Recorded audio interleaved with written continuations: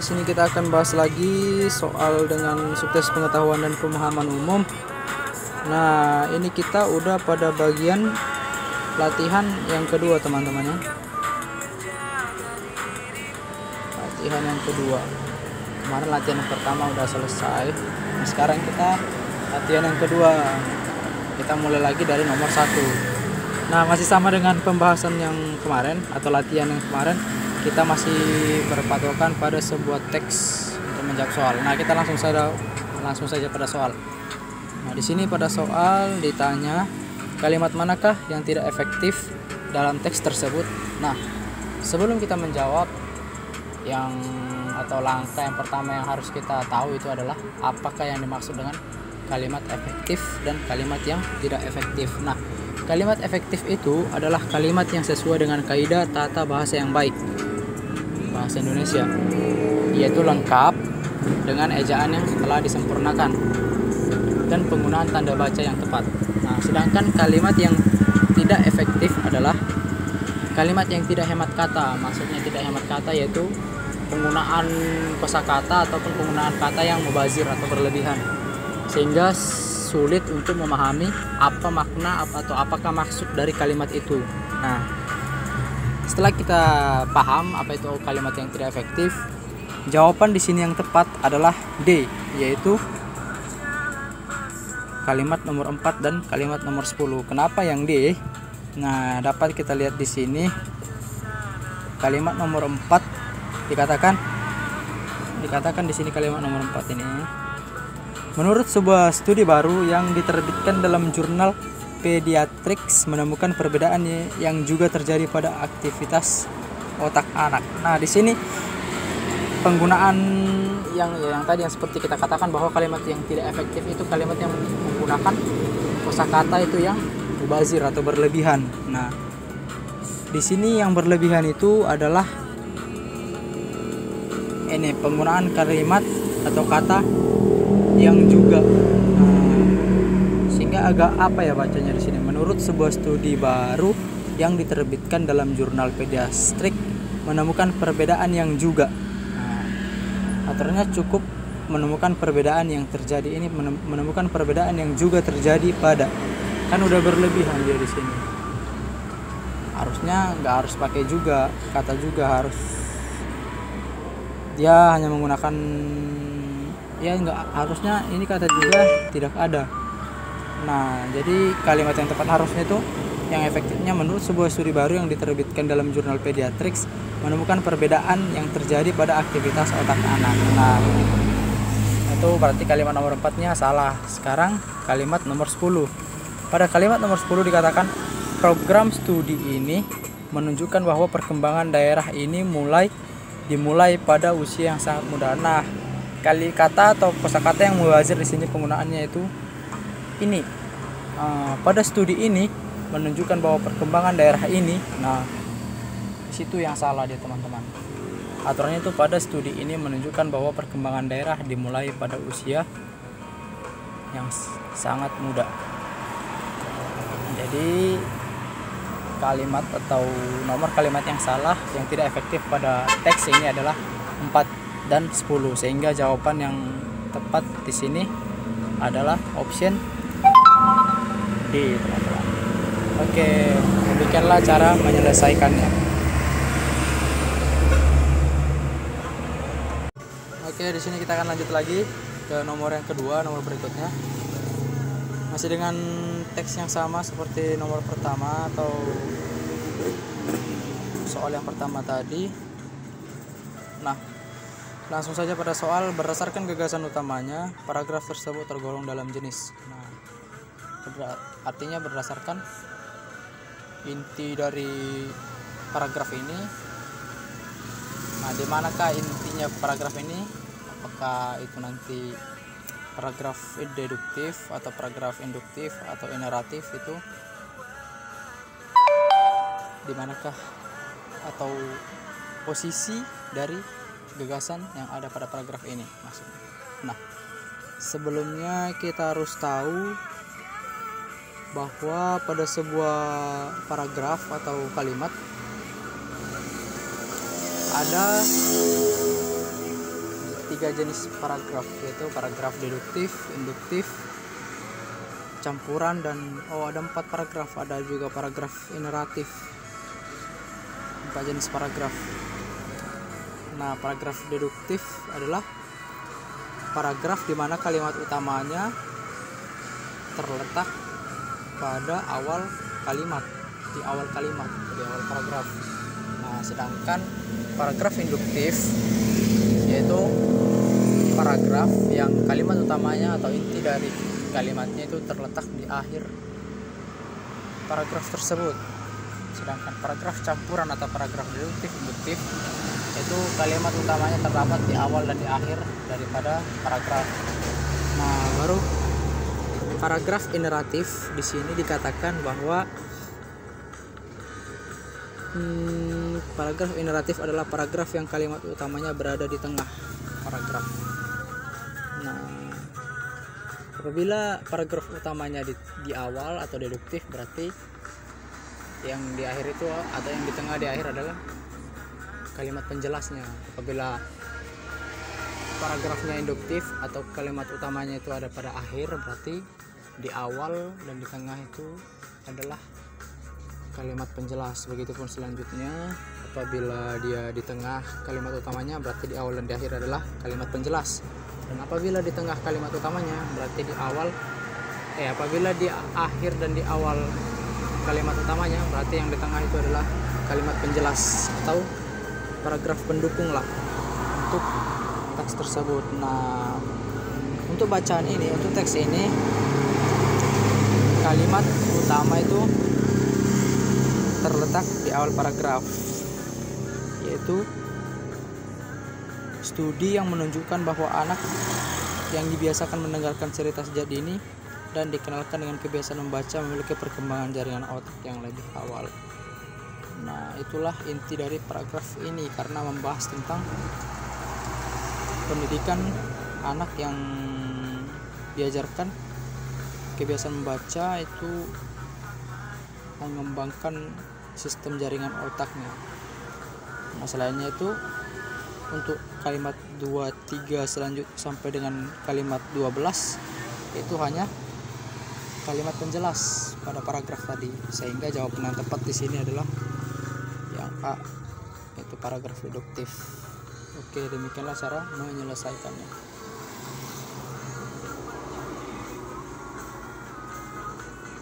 Oke, kita akan lanjut lagi untuk menyelesaikan nomor berikutnya, nomor 3. Nah, di sini diberikan sebuah teks yang merupakan satu paragraf ya, satu gabungan paragraf, di mana diberikan nomor-nomornya supaya mempermudah kita untuk mengerjakan soal. Nah, di sini pada soal, langsung saja pada soal. Pada soal dikatakan apakah kelemahan yang ada dalam paragraf kedua. Maksudnya itu apakah kelemahan yang ada pada teks ini, pada paragraf teks ini. Nah, sedangkan sebelumnya kita harus cari dulu di manakah terjadi kesalahan atau kelemahan. Maksudnya dari kelemahan di sini adalah suatu kalimat atau paragraf, yakni penggunaan tanda baca, kata baku maupun keaktifan kalimatnya itu tidak tepat atau salah. Itu maksudnya kelemahan di sini. Nah, jadi kita harus cari di manakah kalimat yang salah atau penggunaan tanda bacanya, kata bakunya itu yang salah, sehingga kita sulit untuk mengartikan atau memahami apakah arti dari atau apakah dimaksud dari kalimat itu. Nah, setelah itu kalau kita baca, jawaban yang tepat di sini adalah E, yaitu penggunaan kata maka pada kalimat nomor 11. Penggunaan kata maka. Aturannya di sini lebih tepatnya bukan kata maka, yaitu seharusnya yang tepat adalah kata jadi. Jadi pada kalimat 11 ini, jadi gandrung mempunyai kesamaan dan perbedaan dengan jenis tarian yang lain. Jadi jawaban atau opsi yang tepat itu adalah E. Penggunaan kata maka pada kalimat 11. Itu penggunaan kata maka itu diganti dengan kata jadi. Itulah cara menyelesaikannya. Oke, baik teman-teman. Di sini kita akan bahas lagi nomor selanjutnya, nomor 4. Nah, masih sama dengan teks dari nomor 3. Sebuah teks seperti ini. Nah, langsung saja kita pada soal nih teman-teman. Pada soal dikatakan apa gagasan utama paragraf kedua pada teks di atas. Nah, apakah gagasan utama pada paragraf ini? Nah, seperti yang kita telah tahu sebelumnya bahwa gagasan utama itu atau gagasan pokok itu adalah pernyataan yang menjadi inti dari sebuah pembahasan. Atau dengan kata lain bisa dikatakan bahwa gagasan utama itu adalah dasar atau pokok untuk kita ataupun pembaca ataupun pengarang untuk mengembangkan menjadi sebuah cerita atau sebuah paragraf.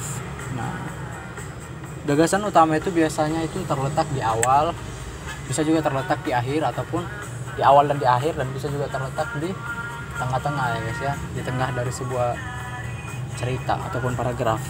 Nah, untuk paragraf ini gagasan utamanya itu adalah terletak pada kalimat yang ketujuh. Nah, untuk pada teks ini gagasan utamanya itu terletak pada kalimat ketujuh, di mana pada kalimat ketujuh dikatakan hampir sama dengan Jaipong di pedalaman Jawa Barat, Ronggeng di sekitar Cirebon dan Indramayu, atau Tayub di sekitar Blora dan Cepu. Gandrung juga menghadirkan penari, penyanyi musik, pengiring dan penari spontan yang berasal dari penonton secara bergantian. Berarti di sini kesimpulannya adalah Gandrung hampir sama dengan Jaipong, Ronggeng ataupun Tayub. Nah, untuk jawaban yang tepat di sini adalah B. Gandrung hampir sama dengan Jaipong, Ronggeng, dan Tayub.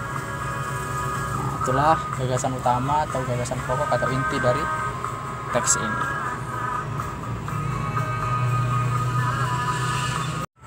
Oke teman-teman, kita next lagi ke nomor berikutnya, nomor 5. Masih dengan teks yang sama dengan nomor 3 sama nomor 4 tadi. Nah, cuman kita langsung ke pertanyaannya aja. Apakah pertanyaannya berbeda atau apa? Langsung pertanyaannya. Nah, pertanyaannya di sini, pernyataan mana yang tidak sesuai dengan teks? Nah, jika kita berpikir dengan logika ya, untuk mengetahui pernyataan yang benar, yang tepat, atau pernyataan yang tidak tepat atau yang salah pada sebuah cerita, sebuah teks, otomatis kita harus tahu apa isi dari teks itu. Nah, kan begitu. Nah, untuk mengetahui isi dari teks itu biasanya ada dua cara, yaitu kita baca dulu seluruh teks, baru kita cari di optionnya manakah jawaban yang tidak tepat atau jawaban yang tepat pada teks, pada soal. Nah, sedangkan cara kedua itu kita baca dulu optionnya, terus kita cari pada cerita. Nah, pada cerita juga kan di sini telah diberikan nomor-nomor nih, ada nomor 1 sampai nomor 11. Nah, itu mempermudah langkah kita untuk mencari jawaban yang benar ataupun yang tidak benar. Nah, setelah itu langsunglah kita jawab manakah jawaban yang tepat. Nah, untuk menjawab pertanyaan ini saya berpatokan pada kalimat yang ketujuh. Pada kalimat ketujuh dikatakan hampir sama dengan Jaipong di pedalaman Jawa Barat, Ronggeng di sekitar Cirebon dan Indramayu, atau Tayub di sekitar Blora dan Cepu. Gandrung juga menghadirkan penyanyi, penari, musik, pengiring dan penari spontan yang berasal dari penonton secara bergantian. Nah, sedangkan jawaban yang tepat pada option ini adalah D, di mana tadi dikatakan pernyataan mana yang tidak sesuai dengan teks. Nah, jawaban yang tepat itu D, karena pada D dikatakan semua peran Gandrung harus berasal dari penonton. Itu kan sudah berbeda dengan teks. Hal itu sudah tidak sesuai dengan teks, karena pada teks dikatakan hampir sama dengan Jaipong dan pedalaman di Jawa Barat, Ronggeng di sekitar Cirebon dan Indramayu, atau Tayub di sekitar Blora dan Cepu. Gandrung juga menghadirkan penari, penyanyi, musik pengiring dan penari spontan yang berasal dari penonton secara bergantian. Otomatis di sini dikatakan gandrung harus berasal dari penonton. Nah, harus berasal dari penonton. Berarti berbeda dong maksudnya kan? Nah, berarti option D itu tidak sesuai dengan teks. Oleh sebab itu jawaban yang tepat di sini adalah D. Begitulah kira-kira cara menyelesaikannya.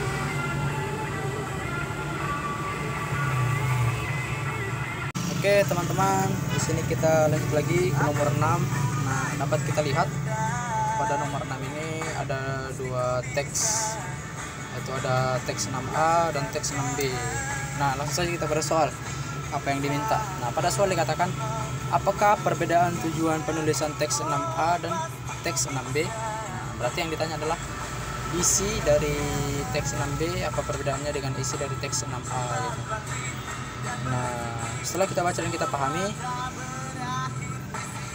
6A dan 6B, maka jawaban yang tepat di sini adalah D.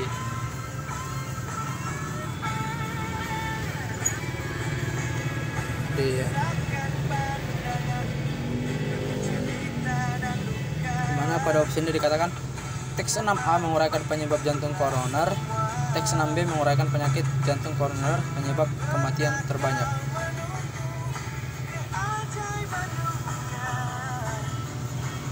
Langsung saja kita bahas di apakah tepat atau enggak. Nah, tadi dikatakan pada teks 6A menguraikan penyebab jantung koroner. Nah, itu benar teman-temannya, dapat kita lihat pada kalimat yang ketiga pada 6A ini di sini. Di mana penyakit jantung koroner terjadi karena pembuluh darah di jantung mengalami penyempitan akibat penumpukan lemak dan plak yang lama-lama mengeras. Baru seiring berjalannya waktu pembuluh darah yang semakin sempit akan membuat aliran darah terganggu dan otot jantung tidak bisa mendapatkan oksigen yang dibutuhkan. Nah, itu adalah penyebab dari atau faktor yang menyebabkan terjadinya jantung koroner. Nah, sedangkan pada 6B dikatakan tadi bahwa 6B itu menguraikan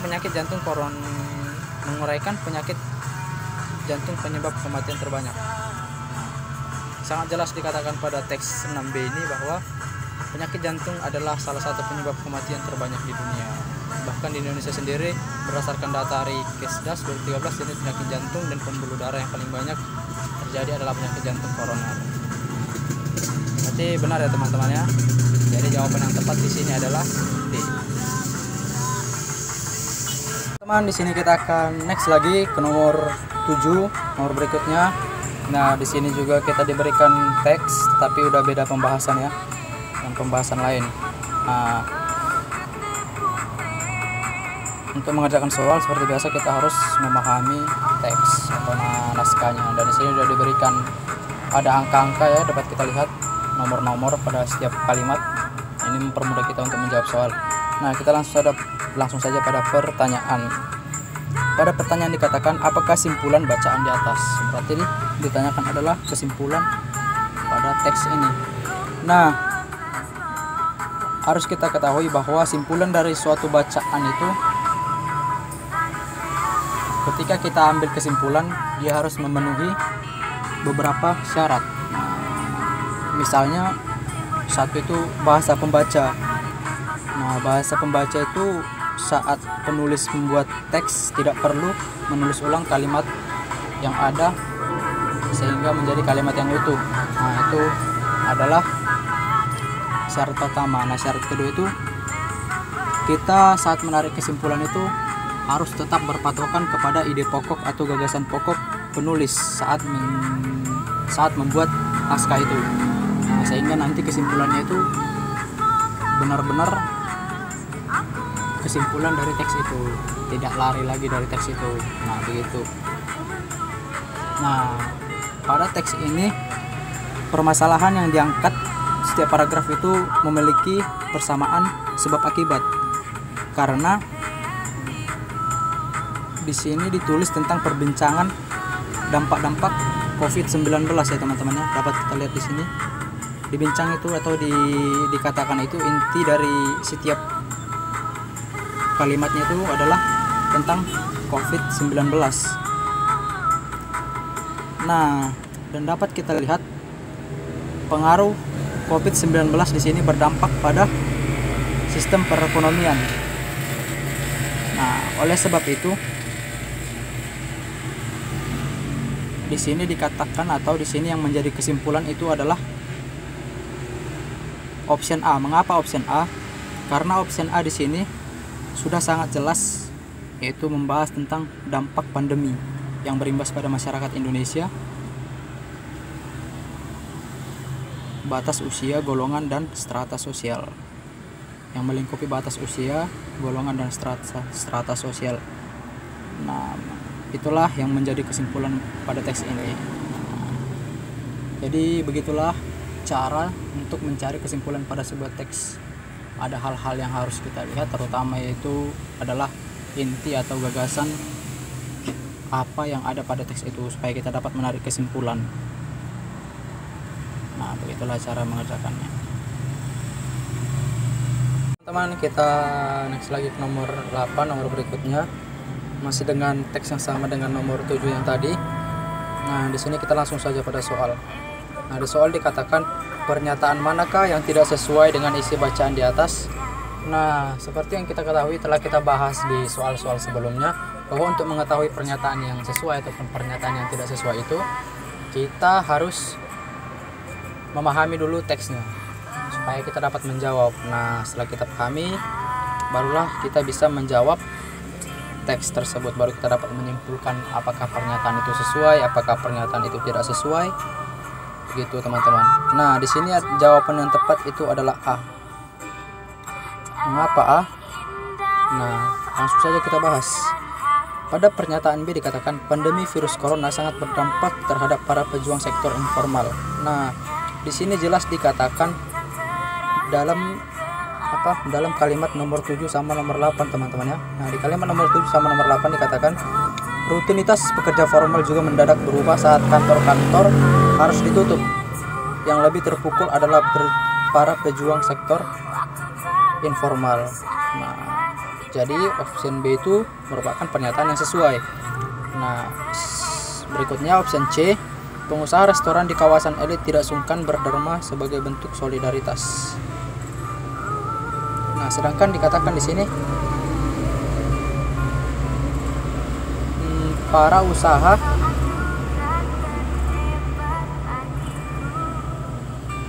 pada kalimat yang kelima teman ya, para usaha harus bersiasat menghadapi lesunya pesanan sementara mereka harus memikirkan para karyawan. Nah, berarti option C itu tetap merupakan hal yang sesuai, karena walaupun dampak pandemi corona pada pengusaha restoran juga tetap berderma sebagai bentuk solidaritas. Berarti option C itu benar. Nah, sekarang di option D. Option D dikatakan baik pelajar, pekerja informal maupun pemilik usaha mendapat imbas terpaan pandemi virus corona. Nah, ini sudah sangat jelas dikatakan pada kalimat yang ke-6. Di mana kalimat yang ke-6 dikatakan pelajar dan mahasiswa dipaksa tinggal di rumah saat mereka bersemangat belajar, rutinitas pekerja formal. Nah, sampai kalimat yang ke-8 tadi itu merupakan dampak dari virus corona terhadap pelajar, pekerja informal maupun pemilik usaha. Nah, kita lanjut ke option E. Option E dikatakan roda kehidupan pemilik usaha terhenti sehingga mereka kehilangan sumber mata pencarian. Nah, untuk pernyataan ini kita dapat lihat pada kalimat yang kedua, di mana di kalimat yang kedua dikatakan roda kehidupan tidak lagi normal, tiba-tiba tersendat bahkan terhenti. Lalu dapat kita lihat lagi pada kalimat nomor 9, terhentinya roda kehidupan masyarakat membuat mereka kehilangan sumber mata pencarian. Berarti yang option E merupakan pernyataan yang sesuai. Oleh sebab itu, jawaban yang tepat di sini adalah pernyataan yang tidak sesuai dengan bacaan di atas, yaitu adalah option A. Nah, begitulah kira-kira cara mengerjakannya. Oke, kita akan lanjut lagi ke nomor 9, masih dengan bacaan yang sama dengan nomor 7 sama nomor 8 tadi. Nah, langsung saja kita pada soal. Pada soal dikatakan pertanyaan manakah yang jawabannya terdapat pada bacaan di atas. Nah, berarti option ini adalah berupa pertanyaan. Nah, dari pertanyaan yang ada di option A sampai E ini, manakah pertanyaan yang kira-kira jawabannya ada pada teks. Nah, setelah kita baca, maka jawaban yang benar di sini adalah option C. Nah, sebelum kita bisa menjawab, teman-teman harus membaca dulu bacaannya, atau enggak bisa juga membaca optionnya. Misalnya baca option A terus cari jawabannya, baca option B cari jawabannya, seperti itu teman-teman. Kalau misalnya jawabannya ada, berarti pertanyaan itu merupakan pertanyaan yang benar. Nah, di sini jawaban yang tepat itu pertanyaan yang C. Mengapa pertanyaan yang C? Nah, karena pertanyaan C di sini dikatakan, apakah sisi positif di balik badai pandemi virus corona? Nah, pertanyaan ini dapat kita lihat pada kalimat nomor 10 sampai kalimat nomor 13. Di mana kalimat nomor 10 dikatakan, namun sisi positif di balik badai pandemi ini adalah kesadaran masyarakat untuk bangkit mulai bersemi. Solidaritas untuk saling berbagi merebak di mana-mana. Dari tukang lontong sayur di tepi jalan hingga pengusaha restoran di kawasan elit tak sungkan untuk berderma. Semua ikhlas berdonasi sesuai kemampuan dan kemauan. Nah, itu merupakan jawaban dari C, option apakah sisi positif di balik badai pandemi virus corona. Nah, berarti option C merupakan option yang benar, sedangkan option A, B dan E merupakan option yang salah. Nah, seperti itulah cara menjawab atau mengerjakan soal ini. Teman-teman, di sini kita next lagi ke nomor berikutnya, yaitu nomor 10. Masih dengan teks yang sama dengan nomor 7, 8 dan nomor 9. Nah, kita langsung saja pada soal. Pada soal dikatakan terdapat relasi penegas dalam kalimat. Nah, di sini relasi maksudnya itu konjungsi ya teman-teman ya, atau kayak kata penghubung gitu loh. Konjungsi penegas atau relasi penegas itu sama. Nah, sedangkan relasi penegas ini terdapat pada kalimat atau hanya terdapat pada kalimat nomor 2. Mengapa pada kalimat nomor 2? Karena relasi penegas pada kalimat nomor 2 itu adalah bahkan. Nah, ada beberapa relasi penegas lagi, yaitu kata apa lagi, yaitu yakni, misalnya. Nah, itu merupakan relasi penegas dalam sebuah kalimat atau konjungsi penegas. Sedangkan dalam kalimat nomor 5 di sini dikatakan pemilik usaha harus bersiasat menghadapi lesunya pesanan sementara mereka. Nah, di sini ada juga relasi, tapi bukan relasi penegas. Ada sebuah, atau ini dikatakan temporal, sementara. Nah, sama halnya dengan kalimat nomor 7. Nomor 7 juga itu adalah temporal, yaitu kata saat. Ini pada nomor 7 itu merupakan temporal. Sedangkan pada nomor 10 yang option D, pada nomor 10 itu ada kata namun. Nah, itu merupakan relasi pertentangan atau konjungsi pertentangan, bukan penegas. Nah, untuk yang option E yaitu kalimat nomor 12,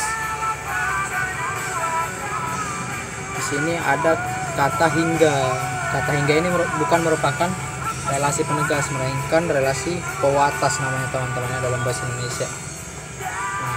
Berarti option B sama option C sampai option E ini merupakan yang salah, sedangkan jawaban yang benar adalah option A. Nah, demikianlah cara mengerjakannya. Oke teman-teman, di sini kita akan lanjut lagi nomor 11. Nah, seperti kita lihat ada teks di sini untuk menjawab soalnya. Oke, langsung saja kita pada soal. Pada soal dikatakan kata lesu pada lesunya pesanan dalam kalimat nomor 5 berpadanan makna paling mungkin dengan kata. Nah, artinya kita di sini mencari padanan kata, atau biasanya disebut dengan rujukan atau persamaan, yaitu ini frasa lesunya pesanan. Nah, untuk frasa lesunya pesanan ini dalam kalimat ini itu menyatakan banyaknya kegiatan suatu pembelian dari pengusaha tersebut, dari pemilik usaha, dimana frasa lesunya itu artinya itu penjualannya sepi ataupun jarang ya teman-teman ya. Nah, berarti jawaban yang benar di sini adalah option B, yaitu jarang.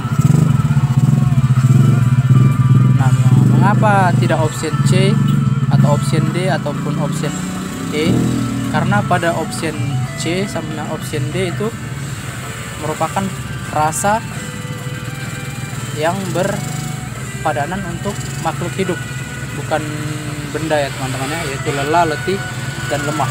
Nah, berarti option C, D itu sama E salah, sedangkan option yang benar itu adalah option B. Nah, demikianlah cara menjawabnya. Nah, di sini kita lanjut lagi ke nomor 12. Nah, ada teks seperti biasanya. Untuk menjawab soal, kita langsung saja pada pertanyaannya. Pada pertanyaan dikatakan kalimat nomor 5 merupakan transformasi dari kalimat. Nah, sebelum kita menjawab kalimat nomor 5 ini, kita harus tahu apa itu kalimat transformasi. Nah, kalimat transformasi itu adalah kalimat hasil pengembangan atau perluasan dari kalimat inti dalam sebuah kalimat. Maksudnya itu kalimat inti dari sebuah kalimat, di mana kalimat itu bisa menjadi patokan untuk mengembangkan suatu paragraf ataupun sebuah cerita. Intinya kalimat itu adalah kalimat inti. Nah, untuk kalimat inti sendiri itu ada 3 syarat yang harus kita ketahui teman-teman ya, yaitu harus ada subjek, predikat, dan objek. Nah, untuk kalimat nomor 5 sendiri, di mana di sini yang sebagai subjek adalah sejumlah lokasi, yaitu sebagai subjek, sebagai predikat adalah kata menjadi, dan sebagai objek adalah zona merah. Nah, oleh sebab itu pertanyaan nomor 12 optionnya ini yang tepat adalah option B, sejumlah lokasi menjadi zona merah. Itulah yang merupakan kalimat transformasi pada kalimat nomor 5. Nah, demikianlah cara menjawabnya. Guys, kita next lagi ke nomor 13. Masih dengan teks yang sama dengan nomor 12. Nah, oke, kita langsung saja ke pertanyaan. Pada pertanyaan dikatakan kalimat tidak efektif ditunjukkan pada, maksudnya pada kalimat yang keberapa. Nah, sedang pada pembahasan yang telah lewat, telah kita singgung mengenai kalimat yang tidak efektif. Di mana kalimat tidak efektif itu penggunaan kosakatanya yang berlebihan atau mubazir, atau penggunaan syarat-syarat pada kalimatnya tidak jelas, seperti subjek, predikat, objek itu tidak ada. Nah, itulah merupakan ciri-ciri kalimat yang tidak efektif. Nah, untuk jawabannya di sini yaitu terletak pada kalimat yang ke-7, yaitu option D. Jawabannya adalah option D, yaitu kalimat ke-7. Karena pada option D dikatakan di sini seperti yang terjadi di perumahan di kawasan Balaroa dan Petobo. Nah, kita bisa lihat di sini pada kalimat nomor 7 ini tidak ada predikat sama sekali ya teman-teman ya. Nah, sedangkan tadi salah satu ciri kalimat efektif itu adalah kalimat yang tidak mengandung unsur inti, yaitu subjek predikatnya. Nah, kalimat nomor 7 ini tidak memiliki predikat, oleh sebab itu kalimat yang tidak efektif itu ditunjukkan pada nomor 7. Nah, seperti itulah cara menyelesaikannya. Oke, kita ke nomor berikutnya, yaitu nomor 14. Nah, untuk nomor 14 masih dengan teks yang sama dengan nomor 12 sama 13 ya teman-teman. Nah, langsung saja pada pertanyaan. Pertanyaannya di sini adalah hubungan antara klausa paling mungkin digunakan dalam kalimat 2 adalah. Maksud dari pertanyaan ini adalah apakah kata yang tepat untuk menghubungkan kalimat atau klausa yang ada pada kalimat nomor 2 ini.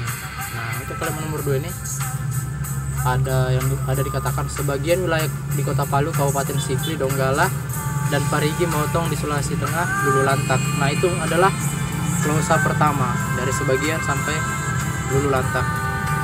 Nah, sedangkan glosa kedua yaitu mengakibatkan 3.124 orang meninggal, 705 orang hilang, dan korban dikubur massal tanpa identitas yaitu 1.016 orang.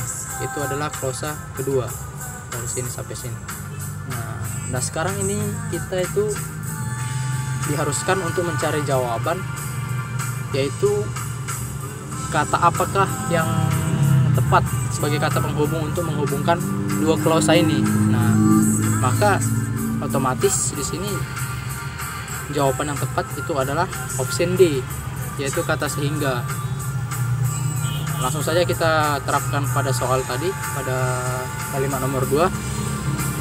Sebagian wilayah di Kota Palu, Kabupaten Sigli, Donggala, dan Parigi motong di Sulawesi Tengah Lulu Lantak, sehingga mengakibatkan 3.124 orang meninggal, 705 orang hilang, dan korban dikubur massal tanpa identitas itu 1.016 orang. Nah, jadi kata penghubungan terglosanya itu adalah sehingga, option D. Nah, demikianlah cara mengerjakan soalnya. Ini kita akan next lagi ke nomor 15. Masih dengan nomor sebelumnya dengan teks yang berbeda, kita menjawab soalnya. Nah, langsung saja pada soal. Pada soal dikatakan kesalahan penulisan huruf kapital tidak ditemukan pada. Kita telah asalnya, yaitu kesalahan penulisan huruf kapital tidak ditemukan pada kalimat keberapa. Berarti kita di sini disuruh mencari penulisan huruf kapital yang tepat dan benar. Nah, di sini jawaban yang tepat adalah C, option C, yaitu kalimat nomor 3. Mengapa pada kalimat nomor 3? Kita lihat option A, yaitu kalimat nomor 1. Kedatangan mahasiswa dalam rangka KKN tematik tanggap bencana Universitas Negeri Malang. Nah, di sini penggunaan huruf kapital pada mahasiswa salah karena diawali dengan huruf kapital. Itu tidak tepat. Terus sama hal juga dengan kalimat nomor 2, yaitu penggunaan huruf pada kata mahasiswa. Itu seharusnya tidak menggunakan huruf kapital. Nah, untuk option D dan E, yaitu kalimat nomor 4 dan kalimat nomor 6, di sini penggunaan huruf kapital yang salah itu pada nomor atau pada kalimat keempat itu adalah kata buah dan sayur yang menggunakan huruf kapital. Padahal itu sudah di akhir kalimat, otomatis itu salah. Nah, untuk option E kalimat nomor 6, yaitu penggunaan huruf kapital pada kata perangkap dan hama. Itu seharusnya tidak menggunakan huruf kapital. Otomatis kalimat nomor 6 salah. Jadi kalimat yang tepat itu adalah kalimat nomor 3, option C. Nah, demikianlah cara mengerjakan atau menjawabnya. Baik, teman-teman, di sini kita lanjut lagi ke nomor 16. Oke, masih dengan teks atau naskah yang sama atau cerita yang sama dengan nomor 15. Pada nomor 16, kalau saja pada soal dikatakan kalimat baku ditunjukkan pada kalimat yang keberapa. Nah, kita harus tahu apakah itu kalimat baku. Nah, kalimat baku itu adalah penggunaan kalimat yang penggunaan tanda bacanya itu harus tepat, penggunaan ejaan yang disempurnakannya itu tepat, penggunaan huruf kapital itu harus tepat, lalu harus ada inti dari kalimatnya, unsurnya juga harus ada, yaitu subjek, predikat, dan objek. Nah, itu adalah ciri-ciri dari kalimat yang baku. Nah, di sini setelah kita pahami dan kita baca, kalimat yang baku itu adalah kalimat nomor 5, yaitu option D. Kenapa? Nah, kita lihat dari kalimat yang nomor 2, 3, 4, dan 6. Pada kalimat nomor 2 itu penggunaan huruf kapital pada kata mahasiswa itu tidak tepat. Begitu juga dengan kalimat nomor 2, yaitu penggunaan kata mahasiswa pada kalimat nomor 2 juga tidak tepat karena digunakan di tengah kalimat, bukan di awal.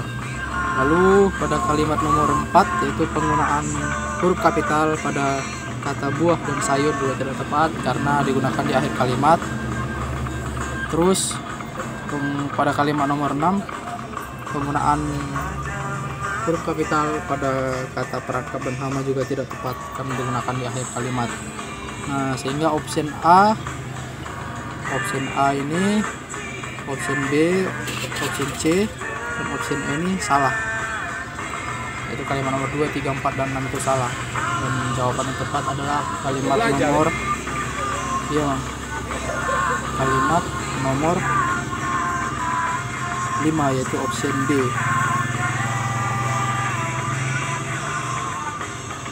Option D dikatakan, namun ini berbagai cara dikembangkan demi mengurangi serangan hama tersebut. Nah, itulah kalimat yang baku pada teks ini. Demikianlah cara menyelesaikannya. Terima kasih. Nah, lanjut lagi ke nomor 17, nomor berikutnya, masih dengan membahas tentang teks yang sama dengan kalimat nomor 16. Nah, di sini dikatakan, berdasarkan bacaan di atas, pernyataan manakah yang tidak tepat? Jadi kita disuruh mencari pernyataan yang tidak tepat berdasarkan teks yang di atas. Nah, kita bahas satu-satu. Dari option A. Option A dikatakan, kalimat nomor 4 dikembangkan dari serangan hama mengakibatkan kerusakan. Nah, ini dapat kita lihat pada kalimat nomor 4. Itu serangan hama pada tanaman berupa hewan kecil yang hinggap pada tanaman sering mengakibatkan kerusakan pada buah dan sayur. Berarti topiknya tadi adalah serangan hama yang mengakibatkan kerusakan. Berarti option nomor 4 merupakan pernyataan yang tepat. Ini merupakan pernyataan yang tepat. Nah, baru kita ke option B. Option B, pada kalimat nomor 3 ditemukan penggunaan tanda baca yang salah. Kita ke kalimat nomor 3. Kalimat nomor 3 dikatakan, hal tersebut dilakukan karena pada desa Sambik Bangkol, tepatnya di dusun Gunung Borok, terdapat perkebunan yang rentan terserang hama. Nah, maksud dari pernyataan itu penggunaan tanda baca yang salah di sini adalah koma sebelum kata karena. Harusnya itu tidak ada koma ya teman-teman ya. Harusnya itu adalah langsung. Dimana hal tersebut dilakukan karena, bukan ada tanda koma lagi. Karena di sini kata penghubung, yaitu karena di sini merupakan kata penghubung. Nanti kalimat nomor 3 itu atau option B itu pernyataan yang tepat. Nah, kita ke option C. Frasa perangkap hama pada kalimat nomor 6 seharusnya tidak diawali dengan huruf kapital, yaitu frasa perangkap hama. Nah, itu pernyataan yang tepat teman-temannya. Itu tidak harus diawali dengan huruf kapital karena dia berada bukan di awal kalimat. Sehingga pernyataan nomor 6 itu adalah pernyataan yang tepat. Nah, kita pada option D. Terdapat penggunaan kata mubazir pada kalimat nomor 1. Nah, kita ke kalimat nomor 1. Kalimat nomor 1, kedatangan mahasiswa dalam rangka kuliah kerja nyata KKN tematik tanggap bencana Universitas Negeri Malang memberikan beberapa terobosan-terobosan. Termasuk dari penggunaan kalimat yang berlebihan di sini tadi, seperti yang dinyatakan pada option itu D, penggunaan kata mubazir pada kalimatnya. Kata mubazir di sini yaitu kata atau frasa ini beberapa terobosan-terobosan. Nah, itu sudah penggunaan kata yang berlebihan ya. Aturannya itu terobosan-terobosan aja atau enggak beberapa terobosan. Ini beberapa terobosan-terobosan. Terdengar juga agak berlebihan dan artinya juga abstrak gitu loh terdengar. Nah, itu merupakan pernyataan yang benar. Otomatis apabila pernyataan 4 yang ada pada option A itu benar dan pernyataan B pada kalimat ketiga itu benar, itu baru pernyataan nomor 6 pada option C itu benar dan pernyataan pada kalimat 1 di option A itu benar, maka itu merupakan bukan jawaban pada soal ini karena kita itu disuruh mencari jawaban atau pernyataan yang tidak tepat. Otomatis pernyataan yang tidak tepat di sini adalah option E, maka jawaban yang tepat adalah option E. Nah, demikianlah cara menyelesaikannya.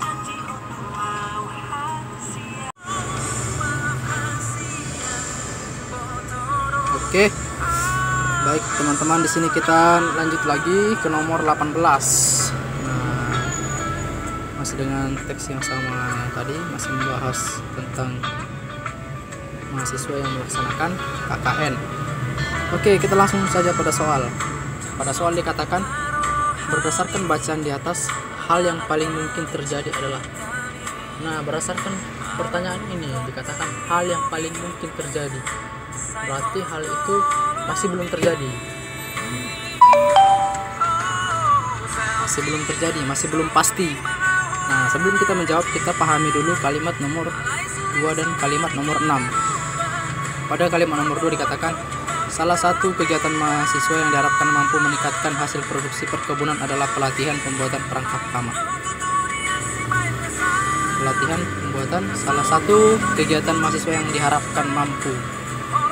Nah, baru kita baca lagi kalimat nomor 6. Salah satunya dengan menggunakan perangkap hama tanaman dari bahan-bahan yang ada di sekitarnya. Dari kalimat nomor 2 dan nomor 6 ini dapat kita tarik kesimpulan. Nah, pada kalimat nomor 2 dikatakan salah satu kegiatan mahasiswa yang diharapkan mampu. Berarti apa? Berarti kegiatan itu belum terjadi gitu kan, belum pasti. Nah, diharapkan mampu meningkatkan hasil produksi perkebunan adalah pelatihan pembuatan perangkap hama. Oleh sebab itu, jawaban yang tepat di sini adalah option C.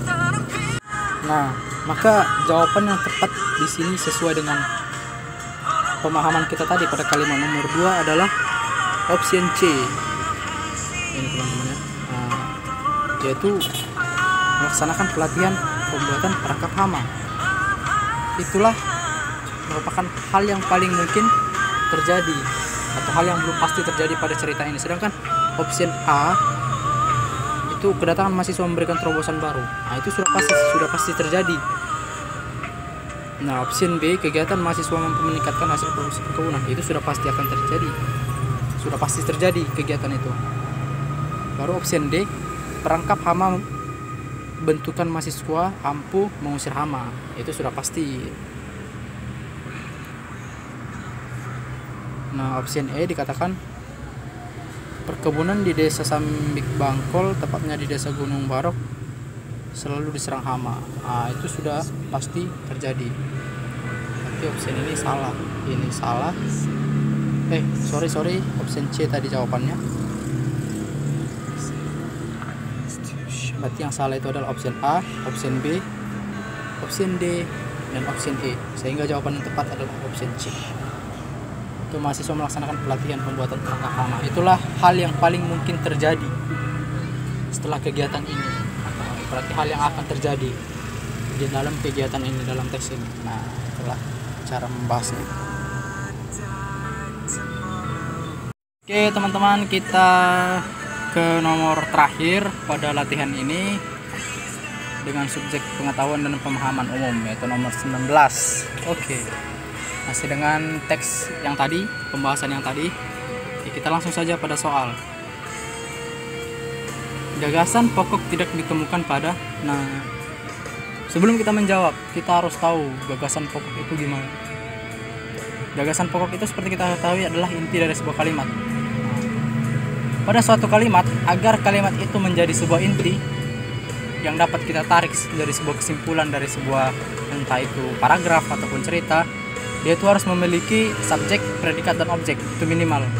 Dia harus memiliki unsur inti itu untuk menjadi suatu gagasan pada sebuah kalimat ataupun paragraf. Nah, di sini kalimat yang tidak memiliki unsur inti tadi, jika dijadikan sebuah gagasan pokok, itu adalah kalimat nomor 6. Nah, ini option E ya teman-teman. Otomatis ini adalah jawabannya. Kita lihat pada kalimat nomor 6. Dikatakan salah satunya dengan menggunakan perangkap hama tanaman dari bahan-bahan yang di sekitarnya. Pada kalimat nomor 6 ini tidak ditemukan subjek dan juga predikat. Di sini perangkap hama itu bukan merupakan subjek, itu merupakan objeknya teman-teman ya. Nah, sedangkan subjek sama predikatnya di sini tidak ada, sehingga gagasan pokok tidak ditemukan pada kalimat nomor 6 ini. Sedangkan pada kalimat nomor 1 gagasan pokoknya sudah jelas, yaitu kedatangan mahasiswa dalam rangka KKN untuk memberikan terobosan di desa Sambik Bangkol. Nah, itu adalah gagasan utamanya. Untuk option B pada kalimat nomor 2, salah satu kegiatan mahasiswa diharapkan dapat mampu meningkatkan hasil produksi. Nah, berarti kegiatan mahasiswa diharapkan mampu meningkatkan hasil produksi perkebunan. Itu merupakan gagasan pokoknya. Option C kalimat nomor 3, hal tersebut dilakukan karena pada desa Sambik Bangkol, tepatnya di dusun Borok. Otomatis di sini sudah jelas, yaitu unsur intinya seperti subjek, predikat, dan objek, sehingga dapat digunakan sebagai gagasan pokok nantinya, ditarik dari kalimat nomor 3. Begitupun dengan kalimat nomor 5, berbagai cara dikembangkan demi mengurangi serangan hama. Itu adalah pernyataan yang dapat menghasilkan sebuah gagasan pokok nantinya. Sedangkan pada kalimat nomor 6 tadi itu salah, itu tidak dapat ditemukan gagasan pokoknya. Maka option yang tepat di sini adalah kalimat nomor 6 atau option E. Nah, demikianlah cara menjawabnya. Oke, terima kasih telah mau membahas bersama-sama. Selamat bertemu di pembahasan berikutnya. Semoga pembahasan ini dari latihan yang kedua ini dapat membantu pemahaman teman-teman sekalian untuk menjawab soal-soal yang kurang lebih sama ataupun yang lebih sulit dari soal yang ada pada latihan ini. Terima kasih, selamat bertemu di pembahasan berikutnya.